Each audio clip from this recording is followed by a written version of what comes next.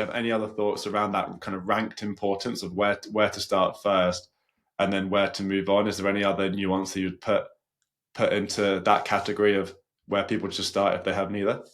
I do. I have one thing, but and Allison probably has way like better. But another thing for me is like multi-touch attribution, like we talked about, can have a lot of bias. So, okay, let's take an example. We talked about this a lot. I know Allison does too. You have your like most popular report that you do like every year. It has like a ton of people downloading it.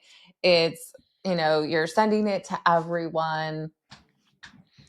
That's going to show up in your multi-touch attribution likely is like on pretty much most of your pipeline and revenue, which is why I think lift analysis is a bit better for multi-touch attribution. But the contrary, like multi-touch attribution is going to show that channel is great. But then if you think about, okay, well, what if your scoring model, you're making people sales ready just for downloading that report?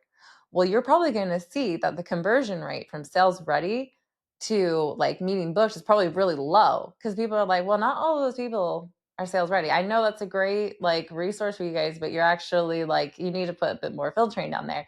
So it's interesting because the multi-touch attribution is going to tell you a different story than like what your funnel metrics is going to do and for the story. And one of them is, to me, is a bit more actionable because it doesn't really have bias. It's just saying like, hey, that's not a great signal by itself to send to sales. You need to put like something else there, or maybe there's only a type of person that downloads that you then want to start a conversation around, whatever.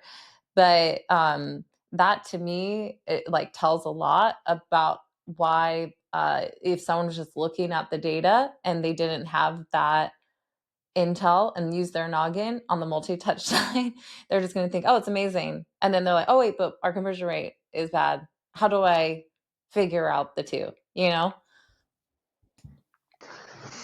I would add to like I think that the reason you should do funnel metrics first is because it's going to benefit the entire business, not Mm-hmm. just marketing.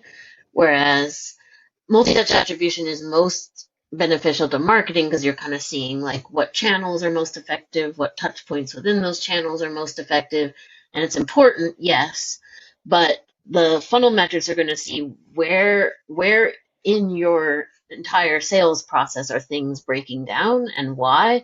Because like you might see, yes, I generated a ton of MQLs from this touch point and they're not this campaign and they're not converting. Is it because that's just a bad campaign?